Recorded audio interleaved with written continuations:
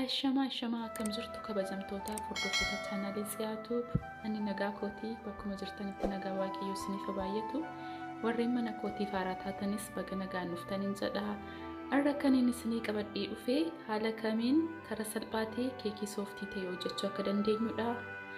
Kunoo akkuma argitan jalqaba irratti hanqaaquu ni fayyadamna.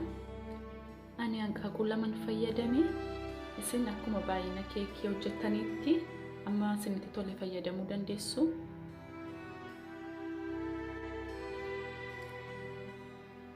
Itti aansuudhaan sukkaara itti daballa.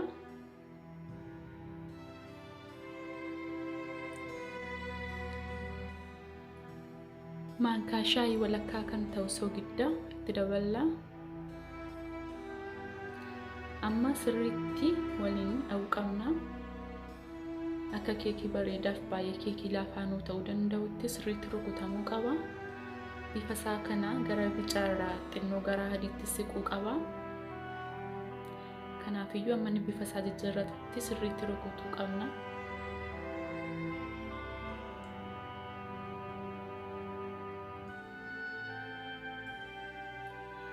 Kunoo akkuma argitan bifa isaa jijjiirratee jira. Akkasumallee furdatee jira. Kanaafiyyuu amma haala kanaan rukutuun keenya baay'ee akka keekii bareedaa nuuf ta'u taasisa jechuudha. Haala kanaan sirriitti rukutuu qabna.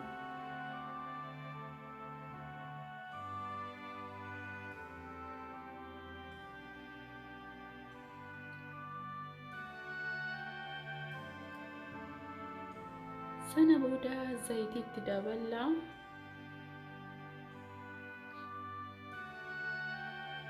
Akkasumallee vaaniilaa itti daballa. Dhamdhamaaf gaariidha waan ta'eef vaaniilaan nu barbaachisa jechuudha. Ammallee sirriitti waliin rukutuu qabna. Zayitii fi vaaniilaa itti daballee jirra waan ta'eef akka inni isaa waliin wal nyaatuuf sirriitti waliin rukutuu qabna akkuma argaa jirtan kanatti.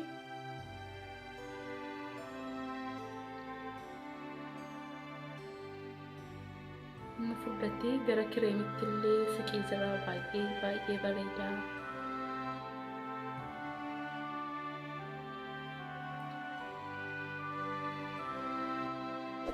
Sana booda haala argaa jirtaniin daakuu itti naqna.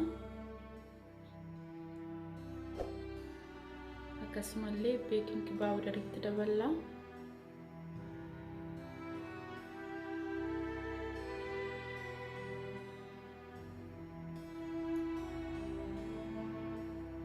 Amma meeshaa maashinii fayyadamuu dhiisuu dandeenya. Harkuma keenyaan daakuu isaa akka inni hin guranneetti sirriitti waliin ga'uu qabna. Maaliif gurate jennaan keekiin keenya bareedaa nuuf ta'uu dhiisuu waan danda'uuf. Kanaan kun rukutee tan jira. Amma sirriitti rukutee xumuree jira.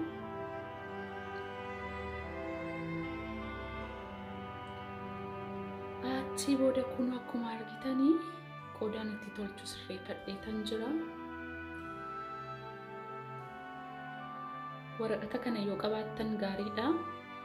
Hin qabdan yoo ta'es qodaa mati tolchitan kanarratti waraqata kan biraa gootanii fayyadamuu dandeessu.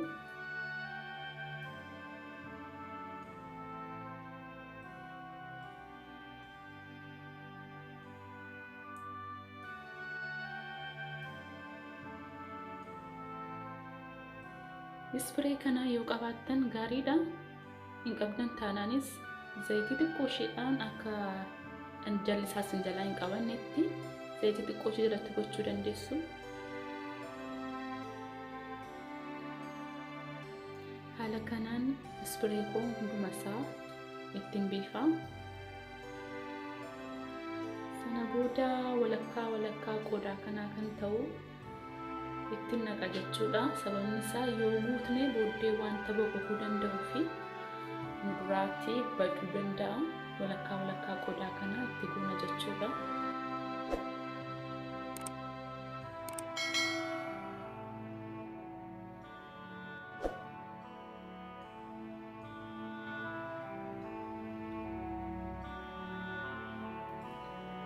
Keekii baay'ee jaallattanidha.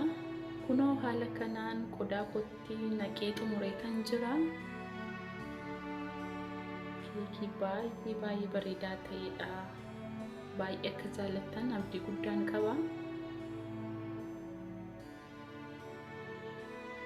Sana booda kunoo chookoleettii kana itti goonaa. Yoon barbaaddan ta'e dhiisuu dandeessu, dirqama miti. Ani wantan barbaaduuf itti godha. Haala kanaan kunoo chookoleettii keenya itti goona.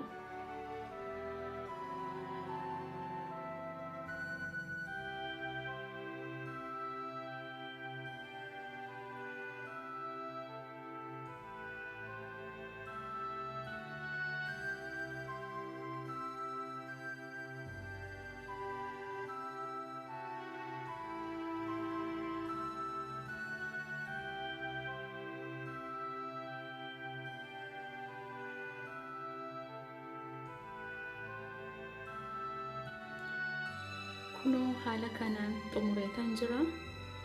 Akkasumatti bifti isaa baay'ee bareedaa, baay'ee wanta namatti toludha.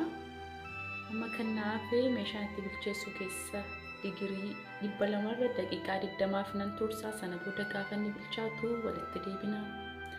Kunoo keekiin keenya nu bilchaatee jira. Keekii baay'ee bareedudha. Akkuma argitan wanta nama hawwatu, wanta baay'ee mi'aawudha. Xumura irratti kana fakkaata.